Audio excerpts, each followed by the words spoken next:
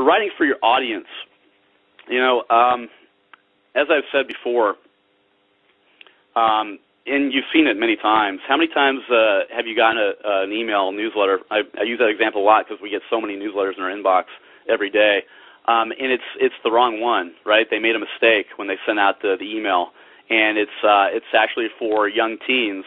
Maybe it's a clothing company, and it's focused on young teens, and maybe you're someone in your 40s or 50s, and totally doesn't connect with you, but you got it. Big mistake there, right, for the email marketers. But clearly, that's the best example I can give of not writing for your audience, because some people do that, without making the mistake. They're just not thinking about the audience when they write. So how do you get to know your audience? Well, number one, there's the market research out there. There's the focus groups that we've done in decades past. But I think in today's world, it's going on the blogs. It's interacting on Twitter and Facebook. It's going to where your audience is. Where are they? Where do they live? Where do they breathe? What are they doing online? And do they have groups online? You can go to some of these blogs, some of these user groups, and some of these forums. Forums are a great place to find your audience and really connect with them. But then also you can ask your audience questions. You can survey them, right? So number one here on this slide, using the word you in the copy. Sounds simple but rarely done. Yep, absolutely. Again, look at your copy after you've written it. Are you using the word you or us? Look at that. Second bullet point there, do you know your audience? Really know them, and be sure to research them. Again, these things I'm talking about, going to the forums, going to the blogs, giving them a call. Chief Marketing Officer, if you're a CMO, do you ever pick up the phone and talk to customers? Some of them out there probably never have. And, geez, how much could you find out from a customer just picking up the phone and saying, hey, thanks for your loyalty, thanks for being a customer, and I just want to find out, what do you think of our products? Is there anything we could improve upon? You make 10 calls like that in the period of, a couple hours, and you could find out a lot, right, about your audience. And it doesn't have to be the CMO. It could be anybody, anybody in the organization. Third, writing about what motivates them. What does motivate them? Do you really know? Again, those surveys are really important. If you've never used SurveyMonkey or any of these easy survey tools online, great resource, right? And those of you that have used them know that it's so simple. You just sign up with SurveyMonkey, you put together some questions, you shoot it out to your database, and ask those key questions that you really want to know, and you'll be surprised what kind of feedback you get. Let's take a step back and realize that we are in the customer age, right? It's been called a million different things, but your customers are in control of your brand, right? If you haven't realized that yet, you're going to realize it soon. Your customers are in more control now than they ever have before, and that's because of the web, right? It's because of social media. It's because of Twitter. Your customers have power, and power is everything in this relationship. And that's a good thing, right? That makes us better. That makes us more competitive. That makes us respond. That's why Toyota came out of nowhere in the 70s with their vehicles and beat Ford and GM and Chevy at their own game, right? Toyota was small. They were making bikes in the 50s and 60s, folks. They came out of the 70s huge with the Camry and the Corolla, and you know why? Because they were building cars that people wanted. Why? Because they asked them. What do you want in a car? Revolutionary in the auto industry, right? GM never did that. And look what happened to GM, folks, in the last 3 years.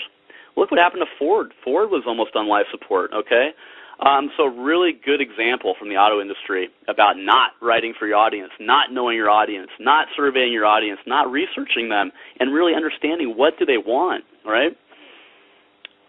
Fourth there, think about what free thing they would really enjoy. Again, I run a couple different content sites. My first one was customcopywriting.com. It's still in business. That was the first business we started in 2003, basically writing copy for companies, writing web copy, print copy. And then now we're starting contentlaunch.com, and Content Launch is going to start here in a couple weeks. And not trying to plug it or anything like that, but the one thing I tell my clients is that, what is the free thing you can offer, folks? And the reason I bring this up is because about a third of the clients I see they have something for free. Whether it's a free trial, a free ebook, free white paper series, free webinar, whatever, they have that. But 2/3 of the folks out there do not. And a lot of them have never even thought about it. And it's so simple, putting together an ebook or doing a webinar like this one that we're having right now. It's people want free stuff, and they want value, and they want that relationship from you to be real and to be authentic, and that's super important. So really ask yourself, what can I offer for free in my copy? What is it that I can connect with? What will they really like? And it doesn't have to be very big, right? Anything is better than nothing. Next, offer it to them in the copy, right, or give them a sample of it, right? We've mentioned that. Making the copy easy to understand, 6th grade level of reading and comprehension, right? Can't say that enough. Again, going back to my previous point about the corporate speak that we see, especially in a lot of brochures that you read, and on a lot of websites too. Take a step back. Hey, can my daughter or son read this? Can they understand it? Give it to them. Give them the copy that you wrote or your marketing department wrote, and give it to your daughter or your son. Say, hey, what do you think of this? And see what they think. That'd be pretty interesting, wouldn't it? Next, your goal is to sell, but sometimes not immediately. I would say all the time, not immediately. Okay, let's amend that slide or that bullet point. You don't want to sell right off the bat, right? That's going to turn people off immediately. I mean, maybe not 10 years ago, maybe not 20 years ago, but right now, in this time frame, in this business environment, you got to take a step back and get your mind off selling a little bit. Again, if you're building value and you're connecting with them and you're showing them what your product or service can do, you're going to sell the product, right? You're gonna get that sale, and whether it comes after the 3rd connection or the 4th or the 10th, you're in it for the long term, right? You got to be in it for the long term. Those companies that have been too sales focused, a lot of those companies are no longer here, folks. I mean, big companies, right? Mervyn, Circuit City, some of the auto companies, right? Not really understanding the customer, not writing for the audience. Okay, and then the last couple of bullet points there, focus first on building a relationship, and we've said that, and we'll keep saying that throughout because I really want to hammer that one. And ask yourself this, does my copy tell them something important or new or useful? I mean, again, you don't want to get lost in the shuffle. Going back to my example on all the emails that we get every day, I mean, our biggest job sometimes is going through the emails and finding out what's important and what are the ones I need to respond to and which ones go in the trash.